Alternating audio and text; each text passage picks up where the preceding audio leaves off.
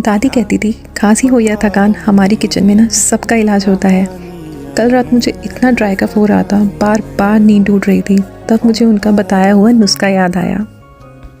1 spoon Honey में थोड़ा सा नींबू का रस और 1 पिंच सेंधा नमक लेके मिक्स कर लो और इसको धीरे धीरे करके ले लो।